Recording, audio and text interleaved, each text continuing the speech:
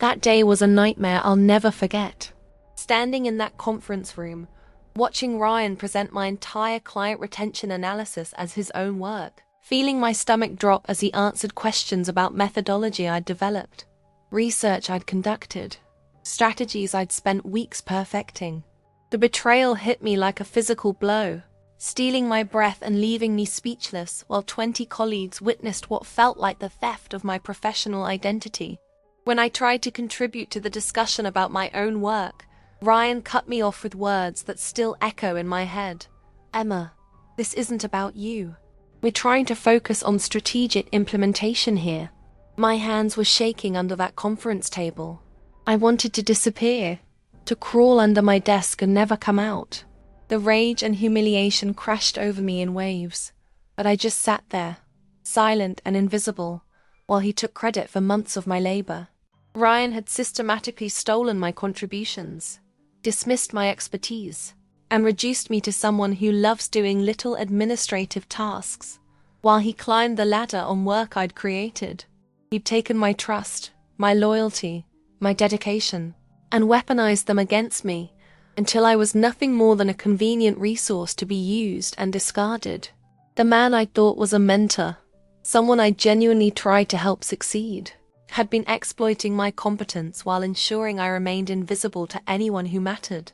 In that moment, my hands trembling with a mixture of fury and heartbreak, I felt something inside me break apart completely. The professional world I'd believed in, where merit mattered and hard work was rewarded, crumbled around me like a house built on sand. I felt stupid, naive, completely blindsided by someone I'd trusted implicitly. All those late nights fixing his presentations, all those weekends organizing his files, all that genuine care I'd invested in his success. And this was how it ended. But what came after that meeting, what I discovered about the systematic way I'd been marginalized and pushed out, was even worse than that moment of public humiliation. From the very first months, I made it my mission to help, especially with the things nobody else wanted to touch. And especially for him. I remember those early mornings when I'd arrive at our small accounting firm in downtown Cincinnati, the coffee maker still cold, the fluorescent lights humming their lonely tune above empty cubicles. I'd check Ryan's calendar before he even walked through the door, making sure his meetings were properly spaced, his deadlines highlighted in red ink on the wall calendar he never seemed to glance at. I'd reorganize his client files when they got scattered across his desk like fallen leaves, each folder carefully labeled and color-coded according to priority. Trust wasn't something I thought about back then. It was just what you did for someone you respected in a professional environment. The loyalty came naturally, like breathing, like the way you'd help a friend move furniture without expecting anything in return. The beginning of invisible care started so gradually that I didn't even recognize it as care at first. I noticed when his presentation slides had typos and I'd quietly fix them during lunch, never mentioning it when I handed back the corrected version. When clients called looking for Ryan and he was buried in paperwork, I'd handle their questions myself, taking detailed notes and briefing him later, so he'd sound completely informed during callbacks. I'd stay late to proof his quarterly reports, catching calculation errors that could have embarrassed him in front of our regional manager. The satisfaction came from seeing him succeed, from watching him walk into meetings with confidence, because I knew every detail had been triple-checked. I'd organize his travel receipts, reconcile his expense reports, and even remind him when it was time to renew his CPA certification. The trust I had in him was absolute. I believed we were building something together, a partnership where my attention to detail complemented his natural charisma with clients. There was this one Tuesday morning when he looked particularly overwhelmed, standing by the copy machine with papers scattered everywhere, muttering under his breath about a presentation he'd forgotten was due that afternoon. I didn't hesitate. I spent my entire lunch break reformatting his slides, adding charts I pulled from our database, and even printed backup copies on our good paper, the heavy cream-colored stock we usually saved for important clients. When I placed the finished presentation on his desk, he looked up with such genuine relief that I felt this warm glow in my chest, like I'd just solved world hunger. That afternoon, I watched from my cubicle as he delivered the presentation to our biggest client. His voice steady and confident, every slide transitioning smoothly. The client signed a contract extension worth $40,000. I ate a granola bar at my desk while he celebrated with the team at the Mexican place down the street.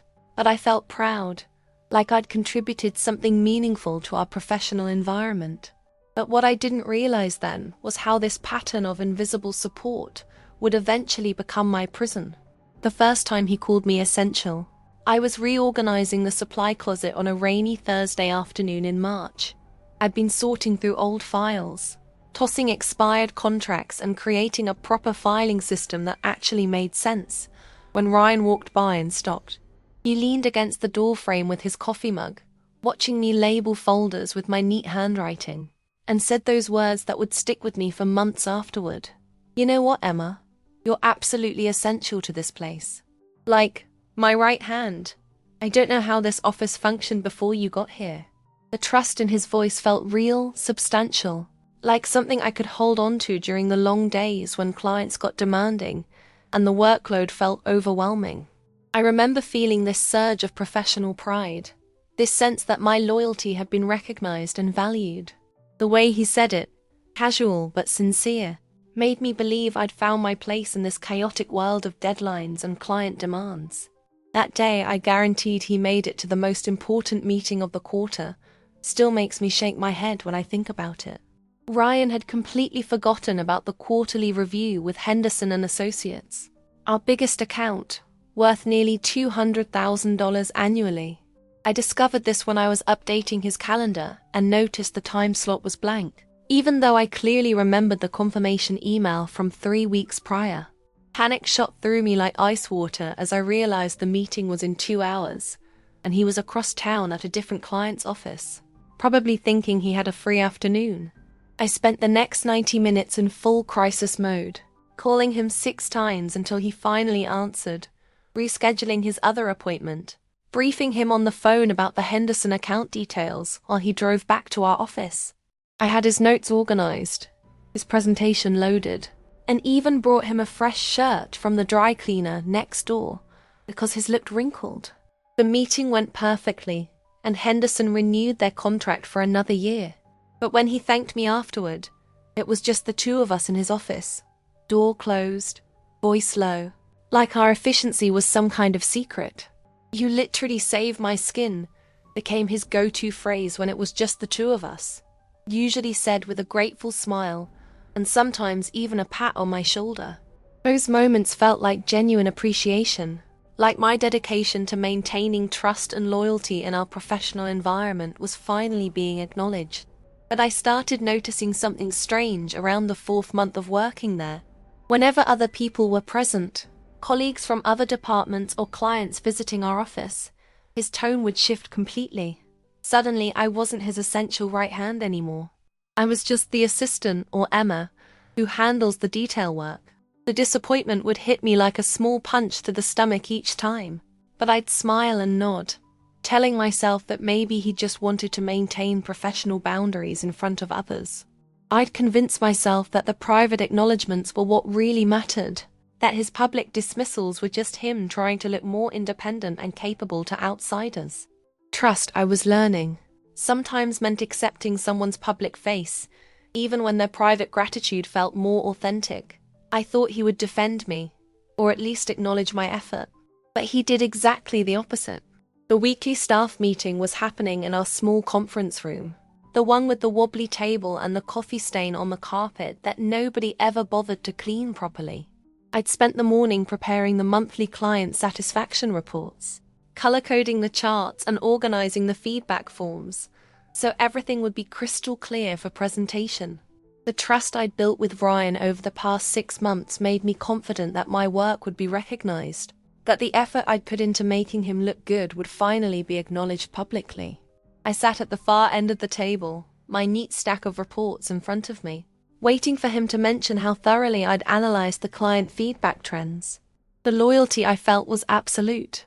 I genuinely believed we were a team, and that my contributions mattered to the success of our professional environment. But as I watched him flip through the pages I'd organized, I had no idea I was about to experience my first real taste of workplace betrayal. The praise turned into disguised insults so smoothly that it took me a moment to process what had actually happened. Sarah from HR had been looking through the client reports and commented on how well organized everything was, how professional the presentation looked compared to previous quarters. I felt this little flutter of pride, thinking finally someone would acknowledge the hours I'd spent cross-referencing satisfaction scores with account values. But when Ryan looked up with that practiced smile of his, the words that came out of his mouth hit me like a slap across the face. "Oh, that's just because Emma loves doing all those little administrative tasks. She's got a real knack for the tiny details." The way he said, "tiny details and little administrative tasks," made my stomach drop to the floor. The dismissive tone, the casual cruelty of reducing weeks of analytical work to busy work preference, left me speechless. I felt my face burning with embarrassment and anger, but I couldn't find words to defend myself without sounding defensive or unprofessional. The betrayal was subtle but devastating, wrapped in what sounded like a compliment to anyone who hadn't lived through the reality of creating those reports.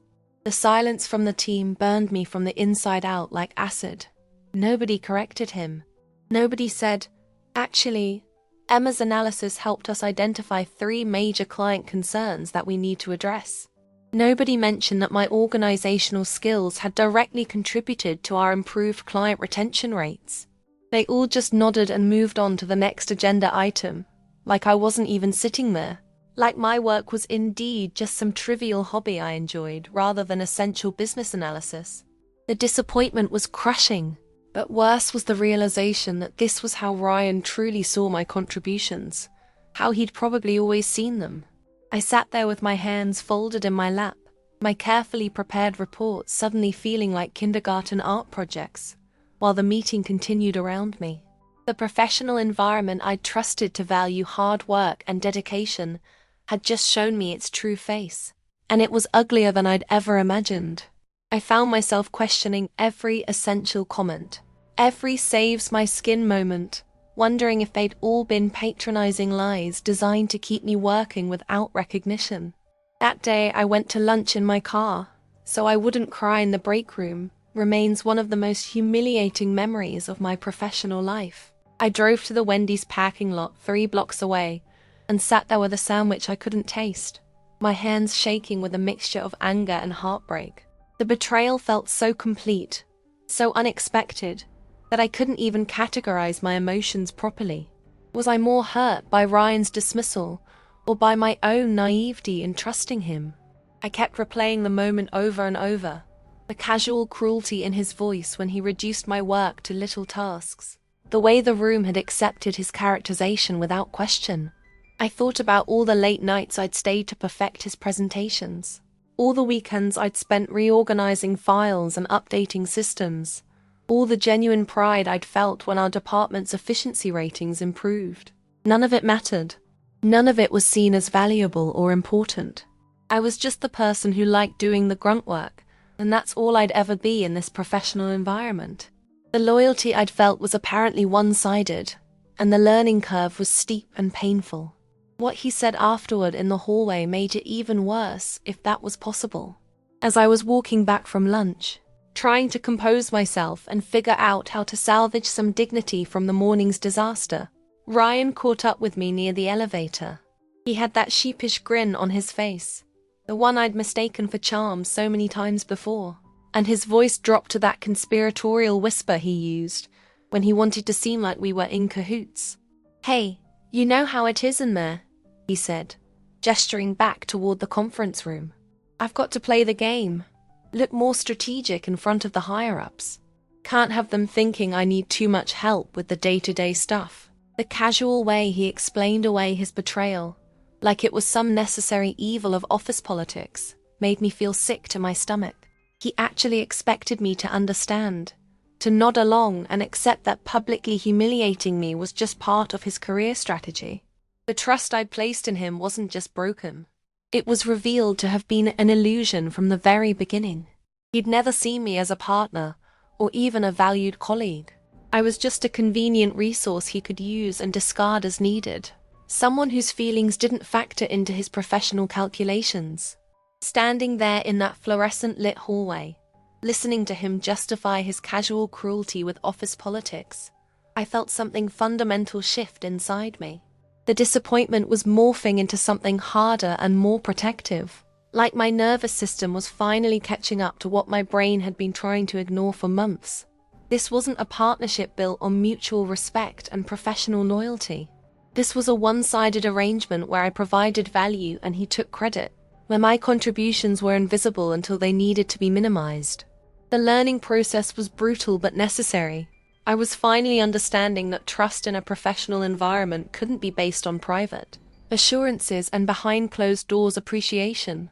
If someone couldn't acknowledge your contributions publicly, if they actively diminished your work to elevate themselves, then all the private gratitude in the world was meaningless. Ryan's hallway explanation wasn't an apology, or even an attempt at damage control. It was a preview of how he'd continue to treat me, as long as I allowed it. The only question was whether I'd learned enough from this betrayal to protect myself going forward, or if I'd continue to enable his pattern of using my loyalty against me. The frustration was eating me alive, but I couldn't figure out how to address it without seeming petty or confrontational. How do you tell someone that their casual dismissal of your work feels like a knife to the gut? How do you explain that being reduced to someone who loves little tasks is actually a form of professional assassination? I spent the rest of that afternoon mechanically going through emails and updating spreadsheets, but my mind was spinning with imaginary conversations where I stood up for myself, where I articulated exactly how his behavior had affected me. But every scenario I played out in my head seemed to end with me looking defensive or oversensitive, with him brushing off my concerns as an overreaction to normal workplace dynamics. The professional environment I trusted to be fair and merit-based was revealing itself to be something much more complex and dangerous. A place where your value could be determined not by your contributions, but by how easily you could be categorized and dismissed. I was beginning to understand that my dedication and loyalty, the very qualities I'd thought were my greatest professional assets, might actually be the weapons being used against me. The betrayal wasn't just about one meeting or one comment. It was about the systematic devaluation of everything I brought to this job, wrapped in just enough false appreciation to keep me invested in my own exploitation. Nothing I did was truly valued. It was convenient, and I was disposable. The realization didn't hit me all at once like a lightning bolt. It crept in slowly over the course of several weeks, like water seeping through a crack in the foundation until the whole structure becomes unstable. I started noticing the subtle shifts in how I was being treated, the gradual erosion of my role from essential partner to convenient resource. The trust I'd built over months was being systematically dismantled, though I couldn't see the full picture yet. Ryan had stopped copying me on important email chains, the ones where real decisions were being made and strategic directions were being set. When I'd ask about being left off a particular thread, he'd give me that practiced smile and say something about streamlining communications or reducing inbox clutter. The professional environment I believed in, where hard work and loyalty were rewarded with respect and inclusion, was revealing itself to be something much more calculating and cruel. I was learning that being useful and being valued were two entirely different things, and the disappointment of that discovery was like losing faith in gravity itself. He stopped copying me on the important emails first, and that's when I should have seen the writing on the wall. The client correspondence that used to flow through my inbox so I could track project progress and anticipate needs suddenly dried up to a trickle of routine, scheduling confirmations and meeting reminders. When the Henderson account renewal negotiations started heating up in June, I found myself completely out of the loop despite having managed every detail of their relationship for the past 8 months. I built spreadsheets tracking their payment patterns, documented their preferences for meeting formats, even remembered that Mrs. Henderson preferred her coffee with oat milk and 2 sugars. But when the real strategy discussions began, when the contract terms were being hammered out, and the future of our biggest account was on the line, I wasn't included. The betrayal felt personal and professional at the same time. When I finally worked up the courage to ask Ryan about it, he looked genuinely surprised, like it had never occurred to him that I might want to be involved in the culmination of work I'd been supporting for months. "Oh, we're just trying to keep the decision-making group small and focused," he said, turning back to his computer screen like the conversation was over. The casual dismissal, the implication that my involvement would somehow complicate rather than enhance the process, hit me like a physical blow. I started receiving only the scraps, the administrative leftovers that nobody else wanted to handle. Where I used to analyze client satisfaction trends and prepare strategic recommendations, now I was formatting documents and scheduling routine check-in calls. The complex problem-solving that had made me feel valuable and engaged was slowly being stripped away, replaced with tasks that could have been done by someone with half my experience and education. I'd spend my mornings updating contact databases and my afternoons proofreading expense reports, while the interesting challenges and meaningful projects were redistributed to others. The learning opportunities I'd counted on to advance my career were disappearing, leaving me with a job that felt increasingly meaningless and dead-end. Ryan would still stop by my cubicle occasionally with his familiar, "You're a lifesaver" routine, but now it was always about fixing someone else's formatting mistakes, or tracking down a missing receipt from 2 months ago. The trust I'd invested in this professional environment was being rewarded with professional stagnation, and the loyalty I'd shown was being repaid with systematic marginalization. The new junior analyst became his priority almost overnight, and watching that transition was like watching someone else move into your house while you were still living there. Trevor was fresh out of college, eager and bright-eyed, with that kind of ambitious energy that reminded me of myself 8 months earlier. Within his first week, he was sitting in on client meetings I'd been excluded from, being consulted on strategic decisions I'd been deemed too unimportant to contribute to. Ryan would walk past my cubicle to get to Trevor's desk, stopping to chat about industry trends and career development opportunities while I sorted through filing that could have waited until next month. The contrast was stark and intentional. Trevor represented the future of the department, while I had apparently been relegated to keeping the administrative wheels turning. I watched Ryan mentor him the way I'd hoped to be mentored, sharing insights about client psychology and business development strategies that I'd been hungry to learn. The disappointment was sharp and personal, but it was also educational.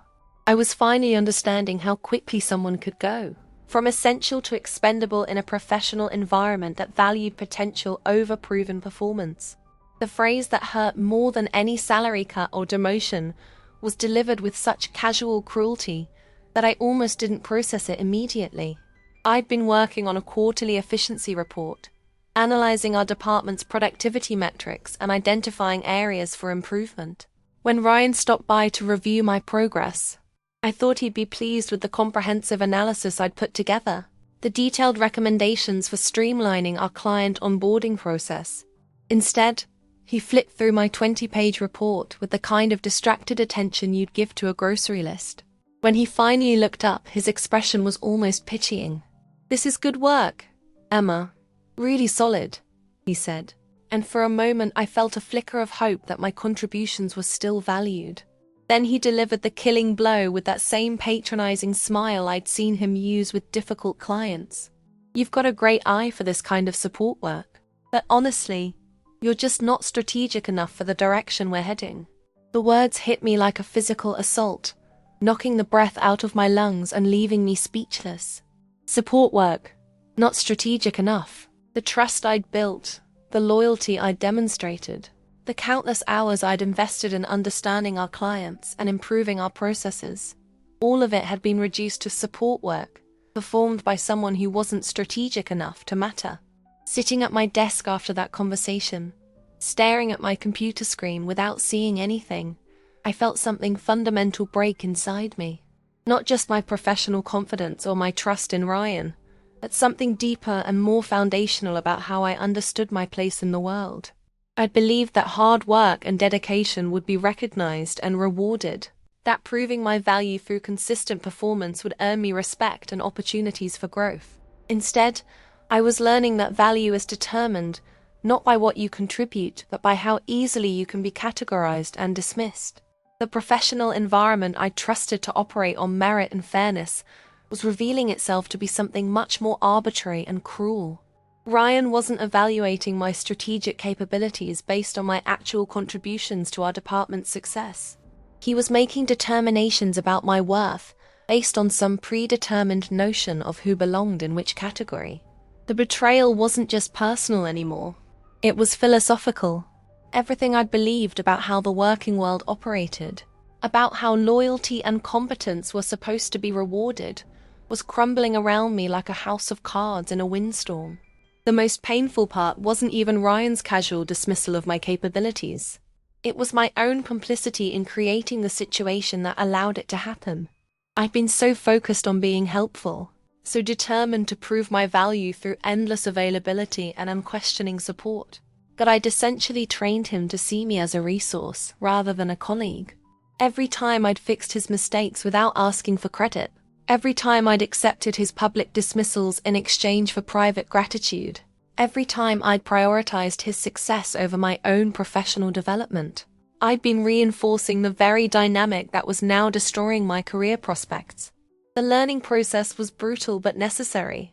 I was finally understanding that loyalty without boundaries is just exploitation with better marketing. The trust I'd extended so freely had been weaponized against me, and the professional environment I'd worked so hard to support had never actually included me as anything more than a convenient accessory. The disappointment was crushing, but it was also clarifying. For the first time since I'd started this job, I was beginning to see the situation clearly, without the rose-colored glasses of misplaced faith and unreciprocated loyalty. The question now was whether I had enough self-respect left to do something about it, or if I'd continue enabling my own professional destruction in the name of being a team player. It became crystal clear that he never saw me as part of the team. I was just a resource, and a disposable one at that. The quarterly departmental meeting was scheduled for the third Thursday in September, and I'd spent the previous 2 weeks preparing what I thought would be my moment to finally demonstrate my strategic value to the broader team. I'd been working on a comprehensive client retention analysis, comparing our satisfaction scores with industry benchmarks, and identifying specific areas where we could improve our service delivery. The trust I still foolishly held on to made me believe that this presentation would change how I was perceived, that my insights would prove Ryan wrong about my strategic capabilities. I'd practiced my talking points in the mirror at home, organized my slides with the same meticulous attention to detail I'd always brought to my work, and even bought a new blazer because I wanted to look as professional and confident as possible. The professional environment I was still trying to believe in seemed to demand that I prove myself through exceptional performance, so that's exactly what I planned to do. But as I walked into that conference room with my carefully prepared materials, I had no idea I was about to experience the most public and devastating betrayal of my career. The meeting where my name wasn't mentioned once felt like watching someone steal your identity while you sat helplessly in the audience. I'd submitted my analysis to Ryan 3 days prior, walking him through every chart and recommendation, explaining how I'd identified patterns in client feedback that could help us increase retention rates by 15%. He'd seemed genuinely impressed, asking thoughtful questions and taking detailed notes, even suggesting a few additional data points I might want to include. So when he stood up at the front of that conference room and began presenting his findings on client retention trends, I felt a moment of confusion before the sick realization hit me. He was using my work, my analysis, my recommendations, presenting them as if they'd emerged fully formed from his own strategic thinking. Every chart I'd created, every insight I'd developed, every solution I proposed was being delivered in his voice to our regional manager, our department heads, and 3 senior partners I'd never even met. The betrayal was so complete, so audacious, that I found myself questioning whether I was experiencing some kind of stress-induced hallucination. But there it was, slide after slide of my work being credited to his strategic vision. while I sat at the back of the room like a spectator to my own professional execution. When he interrupted me to say, "This isn't about you," the humiliation was so sharp and public that I felt like I'd been slapped across the face in front of everyone I worked with. I'd raised my hand during the question period, thinking I could at least contribute to the discussion about implementation strategies, since I'd developed most of the actionable recommendations he was presenting. My voice was steady as I began to explain how we could prioritize the client outreach initiatives based on account value and satisfaction scores, drawing on research I'd done into best practices at similar firms. But before I could finish my second sentence, Ryan cut me off with a dismissive wave of his hand, and those devastating words, delivered in a tone that made it clear he found my contribution both inappropriate and irrelevant. "Emma, this isn't about you. We're trying to focus on strategic implementation here." The silence that followed was deafening. 20+ people in that room suddenly very interested in their notepads and coffee cups while I sat there with my face burning and my mouth hanging open. The disappointment wasn't just about being silenced. It was about being so thoroughly diminished in front of colleagues I'd worked alongside for months. People who now saw me as someone presumptuous enough to think she belonged in a strategic conversation. The colleague who texted me afterward with, "I felt uncomfortable with how he treated you," was the only acknowledgement I received that what had happened was wrong. And even that small gesture of support came with its own sting. Madison from accounting sent the message about 20 minutes after the meeting ended, while I was still sitting at my desk trying to process what had just happened and figure out how I was supposed to continue working in an environment where I'd been so publicly humiliated.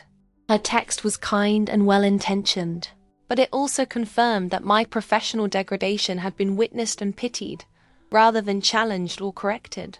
Nobody had spoken up in the moment when it might have mattered, when a simple, "Actually, Emma developed those retention strategies," could have restored some measure of credit where it was due. Instead, I'd been left to absorb the full impact of Ryan's dismissal while 20 colleagues watched in uncomfortable silence. The trust I'd placed in the basic fairness of professional environments was shattered, replaced by the stark understanding that witnessing injustice and actually addressing it were two very different things. Madison's text was a small comfort, but it also drove home how isolated and powerless I'd become in a workplace that was supposed to operate on collaboration and mutual respect. My silence during the rest of that meeting said everything about how completely I'd been broken down by months of systematic devaluation. I didn't try to speak again, didn't attempt to clarify my role in the analysis that was being praised and discussed as if it had materialized from thin air. I just sat there, hands folded in my lap, watching Ryan field questions about methodology and data sources with the confidence of someone who'd actually done the work rather than simply repackaged someone else's insights. The learning process was happening in real time, brutal and educational. I was discovering that in some professional environments, taking credit for other people's work isn't considered theft but strategy, and the person being robbed is expected to sit quietly while it happens. The loyalty I'd shown, the trust I'd extended, the countless hours I'd invested in supporting this department's success, all of it had been building toward this moment of complete invisibility. I'd become so thoroughly marginalized that my own work could be presented as someone else's accomplishment while I watched from the sidelines like a stranger who'd wandered into the wrong meeting. After that presentation ended, and people began filing out of the conference room, chatting about implementation timelines and budget allocations for strategies I'd developed, I remained in my seat until the room was empty. The betrayal was so complete that I needed a few minutes to process the full scope of what had just happened. Ryan had taken 8 weeks of my research, analysis, and strategic thinking and presented it as his own intellectual property to the most important audience possible. He'd answered questions about my methodology, accepted praise for my insights, and committed the department to following my recommendations without ever acknowledging that I'd contributed anything beyond basic data entry. The professional environment I'd trusted to recognize merit and reward contribution had just demonstrated that those principles were optional, subject to the whims of whoever had enough power to rewrite the narrative. The disappointment was crushing, but it was also clarifying. I was finally seeing the situation with perfect clarity, stripped of all the rationalizations and excuses I've been making for months. This wasn't a workplace where loyalty and competence were valued. It was a place where those qualities made you vulnerable to exploitation by people with fewer scruples and better positioning. Walking back to my cubicle after that meeting, I felt like I was seeing the office through different eyes, like someone had removed a filter I didn't know I'd been looking through. The professional environment I believed in, where hard work and dedication would eventually be recognized and rewarded, simply didn't exist. In its place was something much more predatory and calculating, where your contributions could be appropriated without consequence and your value was determined entirely by how useful you were to people with more power than conscience. The trust I'd extended so freely had been systematically exploited, and the loyalty I'd shown had been repaid with the kind of public humiliation that would follow me for as long as I stayed in this job. Ryan had just demonstrated that he saw me not as a colleague or collaborator, but as a convenient source of uncredited labor, someone whose work could enhance his reputation while she remained safely invisible. The betrayal was personal, professional, and philosophical all at once, and as I sat down at my desk that afternoon, I realized that everything I believed about fairness and merit in the workplace had been a beautiful illusion that had just been shattered beyond repair. The only question now was what I was going to do with this painful new clarity, whether I'd use it to protect myself going forward, or continue playing a game where the rules had been rigged against me from the very beginning. They didn't fire me, but they made it crystal clear that I was no longer welcome. The process was so gradual and subtle that it took me weeks to recognize it as a deliberate campaign, rather than a series of unfortunate oversights. It started with the weekly team meetings, the ones where project assignments were distributed and departmental priorities were discussed. I'd been attending those meetings for nearly a year, contributing to discussions about client strategies and workflow improvements, but suddenly my calendar invitations stopped arriving. The first time it happened, I assumed it was a technical glitch with the scheduling system. When I asked Sarah about it, she looked genuinely surprised and said she'd make sure to include me next time. But there was no next time, at least not for me. Week after week, I'd see my colleagues filing into the conference room while I sat at my desk, officially excluded from decisions that would directly impact my work. The trust I'd once had in basic professional courtesies was evaporating, replaced by the growing realization that my exclusion was intentional and systematic. The loyalty I'd shown was being repaid with a slow-motion professional execution, designed to push me out without the messy complications of an actual termination. When I stopped being invited to the weekly meetings, the isolation hit me harder than any direct confrontation could have. These weren't just routine check-ins. They were where the real work of our department got planned and coordinated, where I'd previously contributed ideas about client management and process improvement that had actually been implemented. Now I was learning about decisions that affected my daily responsibilities through secondhand conversations and cryptic email references to discussions I hadn't been part of. The professional environment I'd trusted to include me as a valued team member was systematically shutting me out, creating a parallel workflow where I existed only as someone who executed other people's decisions rather than contributing to their formation. When I finally worked up the courage to ask Ryan directly about my exclusion, his response was a masterclass in gaslighting wrapped in corporate speak. "Oh, we're just streamlining the decision-making process," he said with that practiced smile I'd learned to dread. "Too many voices can make it hard to reach consensus quickly."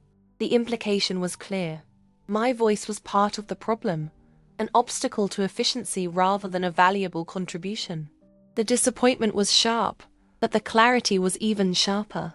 I was being managed out of my own job through systematic exclusion, and they were expecting me to pretend it was normal. The email he sent me was so coldly professional that it felt like a legal document rather than communication between colleagues who'd worked together for over a year. I found it in my inbox on a Tuesday morning. No subject line, no greeting, just a single paragraph that restructured my entire professional existence without explanation or discussion. Effective immediately, We'll be redirecting your current responsibilities to other team members to better align resources with departmental priorities. Please coordinate with Trevor on the Henderson account transition and with Madison on the quarterly reporting processes. Going forward, you'll be supporting general administrative functions across multiple departments. No mention of my contributions to those accounts. No acknowledgement of the relationships I'd built or the systems I'd developed. Just a bureaucratic reassignment that stripped away everything meaningful about my job and left me with the kind of generic busy work that could be done by a temp. The betrayal was complete and coldly efficient, designed to push me toward resignation without the legal complications of an actual firing. The trust I'd invested in this professional environment had been systematically dismantled, and the loyalty I'd shown was being repaid with administrative exile. Nobody said goodbye on Slack, and that silence spoke louder than any harsh words could have. Over the months I'd worked there, I'd watched other employees leave with threads of well wishes and promises to keep in touch. Little digital farewell parties that acknowledged their contributions and wished them success in their next roles. When my responsibilities were transferred, and my access to important projects was revoked, there was no acknowledgement at all. My name simply disappeared from project channels and planning discussions. Like, I'd never been part of the team in the first place. The colleagues I'd collaborated with, helped with their own projects, and supported through stressful deadlines, suddenly had nothing to say about my obvious marginalization. The professional environment I believed was built on mutual respect and collegiality revealed itself to be something much more fragile and conditional. People were willing to be friendly when it cost them nothing, but when standing up for someone might create awkwardness or conflict, they chose silence.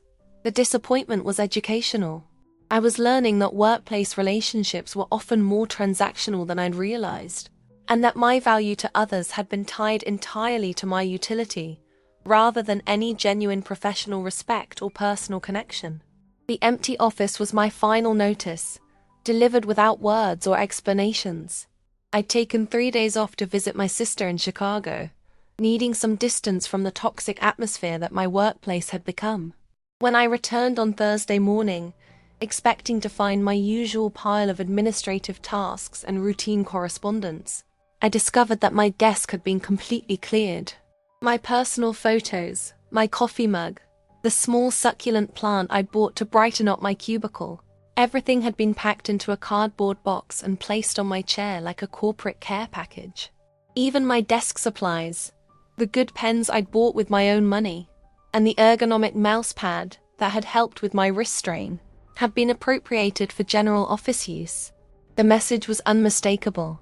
I was no longer considered a permanent fixture in this professional environment, just a temporary occupant whose space was needed for someone more valuable. The trust I'd placed in basic job security, the assumption that my consistent performance and dedication would protect me from arbitrary displacement, had been naive. They were pushing me out through systematic humiliation, making my position so untenable and meaningless that resignation would seem like my own choice rather than their predetermined outcome. Standing next to that empty desk with my entire professional identity reduced to a cardboard box, I felt something shift inside me that had nothing to do with anger or sadness. It was more like clarity, the kind of brutal honesty that emerges when all your illusions have been stripped away, and you're forced to see a situation exactly as it is. The professional environment I believed in, where loyalty and competence was supposed to matter, had never actually existed. What I'd mistaken for a meritocracy was actually a system, where your value was determined entirely by how useful you were to people with more power and fewer scruples. Ryan hadn't just betrayed my trust. He'd demonstrated that trust itself was a liability in a workplace, where people could be discarded as soon as they became inconvenient or demanding. The learning process had been brutal but necessary. I was finally understanding that my dedication and loyalty, the very qualities I'd thought were my greatest professional assets, had actually made me vulnerable to exploitation by people who saw kindness as weakness and competence as a threat. The disappointment was crushing, but it was also liberating. For the first time in months, I was seeing my situation clearly. without the rose-colored glasses of misplaced faith in institutional fairness. The most painful realization wasn't that I'd been pushed out of my job, but that I'd spent months enabling my own professional destruction through misguided loyalty and boundary-less dedication. Every time I'd worked late to fix Ryan's mistakes, every time I'd accepted his public dismissals while cherishing his private praise, every time I'd prioritized his success over my own professional development, I'd been training him to see me as a resource rather than a colleague. The trust I'd extended so freely had been weaponized against me, and the professional environment I'd worked so hard to support had never included me as anything more than a convenient temporary solution. But standing there with my cardboard box of displaced belongings, I also felt something I hadn't experienced in months: the beginning of self-respect. They could take my projects, my office space, and my professional identity, but they couldn't take the knowledge I'd gained about how these systems really worked. The betrayal had been devastating, but it had also been educational. I was finally ready to stop playing a game where the rules were designed to exploit people like me, and start building a professional life based on mutual respect rather than one-sided loyalty. The disappointment was real, but so was the growing sense that this ending might actually be the beginning of something better, something built on honesty rather than illusion, boundaries rather than blind trust, and self-advocacy rather than self-sacrifice. After years of dedication, I had to rebuild everything alone, and without fanfare. The hardest part wasn't finding a new job or explaining the gap in my resume. It was rebuilding my confidence in my own professional judgment after months of being systematically convinced that I wasn't strategic enough, wasn't valuable enough, wasn't essential enough to matter. The trust I'd once had in my own abilities had been so thoroughly undermined that I found myself second-guessing decisions I'd made confidently for years. When I finally started interviewing at other firms, I'd catch myself downplaying my accomplishments and contributions, unconsciously echoing Ryan's assessment that my work was just support rather than strategy. The professional environment I was trying to enter seemed foreign and intimidating, not because it was actually different from what I'd known before, but because my perception of my own worth had been so damaged by months of systematic devaluation. The loyalty I'd shown had been repaid with a kind of professional gaslighting that left me questioning whether I'd ever been as competent as I believed, whether my contributions had ever been as meaningful as they'd seemed at the time. I didn't tell my family about what had happened at first, and the shame of that secrecy was almost as painful as the original betrayal. How do you explain to your parents, who'd been so proud when you landed what seemed like a promising position at a respected accounting firm, that you'd been systematically marginalized and pushed out by someone you trusted? How do you admit that your dedication and loyalty, the very qualities they'd raised you to value, had somehow made you vulnerable to exploitation? The disappointment I felt wasn't just professional. It was personal and familial, wrapped up in my sense of identity and the values I'd been taught to embrace. When my mom would ask about work during our weekly phone calls, I'd deflect with vague updates about busy seasons and client demands, unable to articulate the complex humiliation of being used and discarded by someone I'd genuinely tried to help succeed. The learning process was happening in isolation, without the support systems that might have helped me process what had actually happened and why it wasn't my fault. Instead, I carried the weight of the betrayal alone, convinced that admitting it would somehow make it more real and more shameful. The therapist helped me understand that it wasn't my fault, but reaching that understanding took months of painful work and brutal honesty about my own patterns and motivations. Dr. Martinez was a middle-aged woman with kind eyes and an office that smelled like lavender, who specialized in workplace trauma and professional boundary issues. In our first session, I spent 45 minutes apologizing for taking up her time with what seemed like minor workplace drama, convinced that my experience wasn't significant enough to warrant professional help. She listened without judgment as I described the systematic erosion of my role, the appropriation of my work, and the gradual realization that I'd been viewed as disposable from the very beginning. But when I started blaming myself for being too trusting, too helpful, too willing to work without recognition, She stopped me with a gentle but firm correction. Emma, you didn't do anything wrong by being competent and supportive. The problem isn't that you were too giving. It's that someone took advantage of your generosity for their own benefit. The trust I was slowly rebuilding wasn't just in other people or professional environments. It was in my own judgment, my own worth, and my own right to expect basic respect and fairness in the workplace. The new job didn't require daily proof of my value, and that absence of constant performance anxiety was both liberating and disorienting. Sterling and Associates was a smaller firm specializing in non-profit accounting, where my supervisor Janet treated me like a competent professional from day one, rather than someone who needed to earn the right to be taken seriously. When I contributed ideas during team meetings, they were discussed on their merits rather than dismissed because of who they came from. When I completed projects successfully, the recognition was public and genuine rather than private and patronizing. The professional environment felt almost foreign after my experience with Ryan.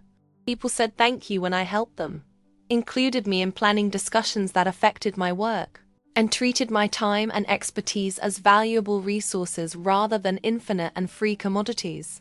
But even in this healthier workplace, I found myself hypervigilant about signs of dismissal or devaluation, unable to fully trust that the respect I was receiving was genuine rather than temporary.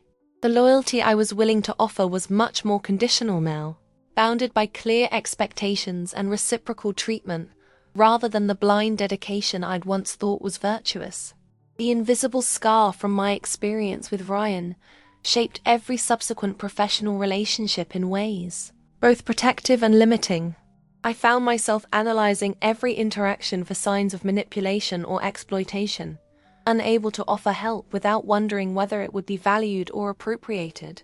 When colleagues complimented my work, I'd feel a flutter of suspicious doubt rather than simple gratitude, questioning whether their praise was genuine or strategic. The trust I'd once extended freely now came with conditions and boundaries that felt both necessary and exhausting to maintain.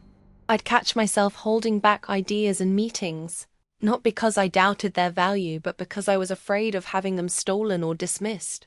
The confidence I'd once had in professional environments had been replaced by a kind of defensive hyper-awareness that protected me, but also isolated me from the kind of collaborative relationships I'd once enjoyed. The disappointment wasn't just about what I'd lost in that toxic workplace. It was about what I'd lost about myself, the openness and generosity that had made work feel meaningful rather than just transactional. Even now, 2 years later, I still catch myself wondering whether I'm being useful or just convenient.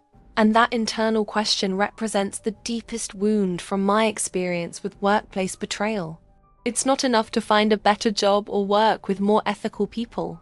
The damage goes deeper than external circumstances, affecting how I see myself and my contributions in any professional context. When I'm praised for my analytical skills or thanked for my thorough work, there's always a small voice asking whether this appreciation is genuine or whether I'm being managed and manipulated again. The learning process has been slow and sometimes frustrating, requiring constant vigilance against the internalized messages that my worth is conditional and my contributions are disposable. I've had to actively work to rebuild not just my career, but my sense of professional identity, learning to value my own expertise and demand respect rather than hoping it will be offered freely. The trust I extend now is more cautious and more conditional, but it's also more authentic, based on demonstrated respect rather than assumed good intentions. The most challenging part of rebuilding hasn't been finding new work or developing new skills. It's been learning to advocate for myself in ways that feel both necessary and uncomfortable. Before my experience with Ryan, I'd believed that good work would speak for itself, that dedication and competence would naturally be recognized and rewarded. Now I understand that in many professional environments, your value is determined not by what you contribute, but by how effectively you can communicate and defend that contribution.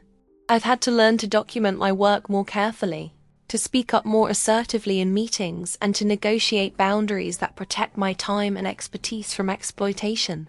The loyalty I offer is more strategic now, based on reciprocal respect rather than unilateral giving. It's a harder way to work, requiring more conscious effort and emotional energy, but it's also more honest and more sustainable. The disappointment of losing my naive faith in workplace fairness has been balanced by the empowerment of understanding how these systems actually work and how to navigate them more effectively. The betrayal I experienced was devastating, but it was also educational, teaching me lessons about self-advocacy and professional boundaries that I should have learned much earlier. The trust I extend now is earned rather than assumed, conditional rather than absolute, and protected by clear expectations rather than blind hope.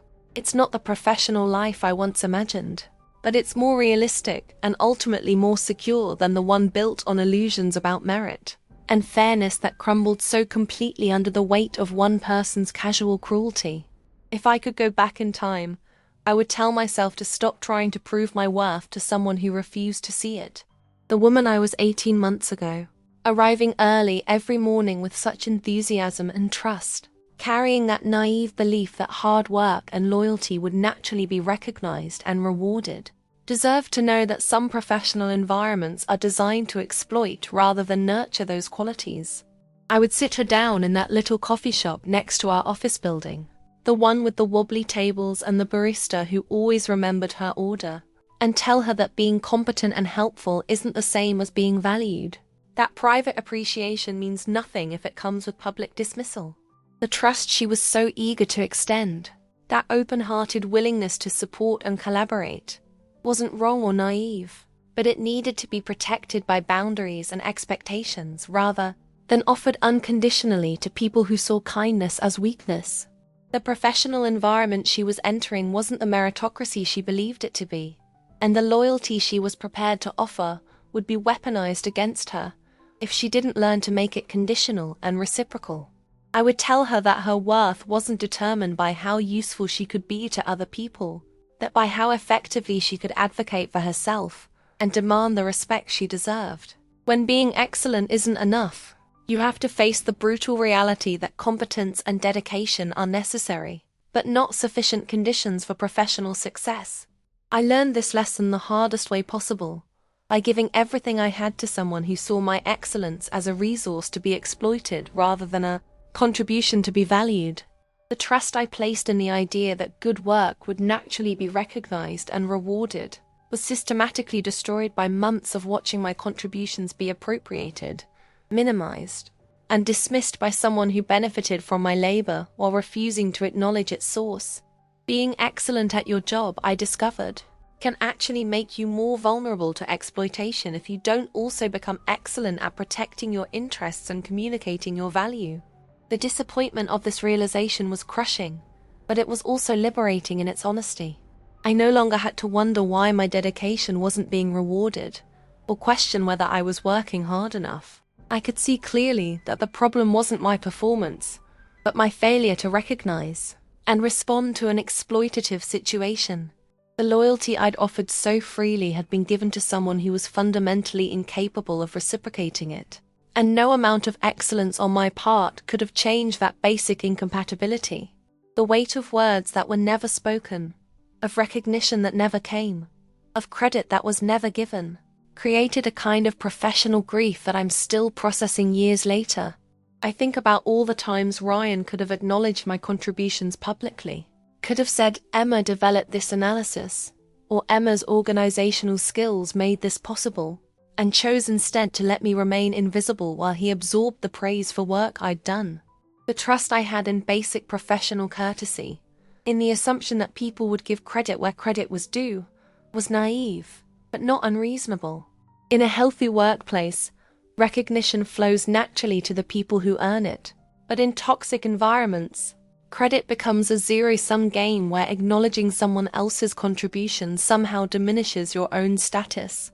The silence around my work, the systematic erasure of my contributions from every public discussion, was a form of professional violence that left wounds deeper than any direct criticism could have. I needed to hear, "Thank you," and "Well done," and Emma made this possible, not for my ego, but for my professional development and sense of belonging. The disappointment of never receiving that basic acknowledgement taught me to demand it going forward, to document my contributions and speak up when others try to appropriate them. Today, I make it my mission to warn other women about the signs I missed, the red flags I rationalized away, the patterns I should have recognized as predatory rather than merely imperfect. When I see a colleague staying late to fix someone else's mistakes, when I watch someone accept public dismissal in exchange for private praise, when I notice someone's contributions being systematically minimized or appropriated, I speak up in ways I wish someone had spoken up for me. The trust I now place in professional environments is more cautious and more conditional, but it's also more honest about the realities of workplace power dynamics and the ways that kindness can be exploited by people who mistake generosity for weakness.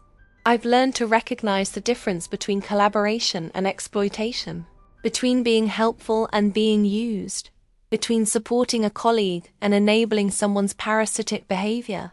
The loyalty I offer now comes with clear expectations and firm boundaries, based on demonstrated respect rather than hoped for appreciation. The learning process has been painful but necessary, teaching me to value my own contributions enough to protect them from people who would take credit without offering recognition.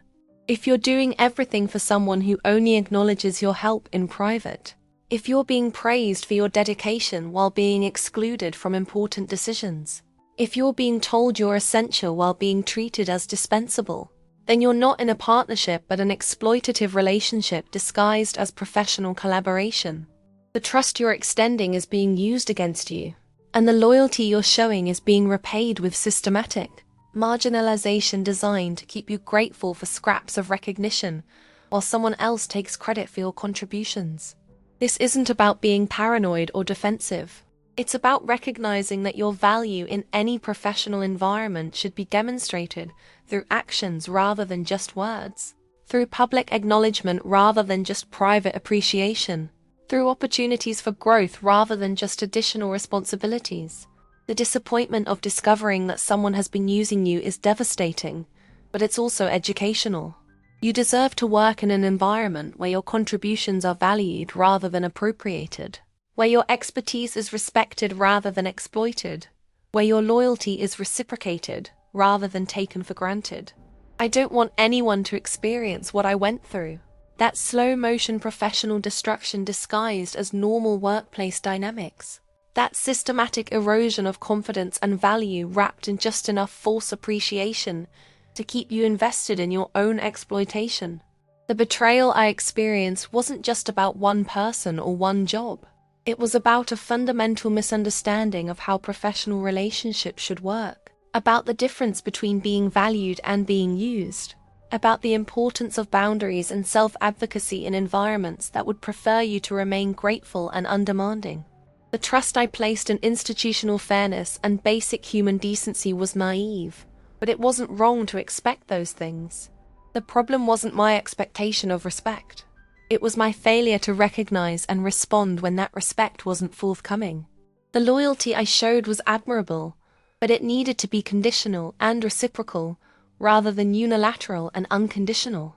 The learning process has been brutal but necessary, teaching me to protect my own interests while still being collaborative and supportive, to demand recognition while still being generous with my expertise, to maintain boundaries while still being helpful to colleagues who demonstrate genuine appreciation rather than just convenient need.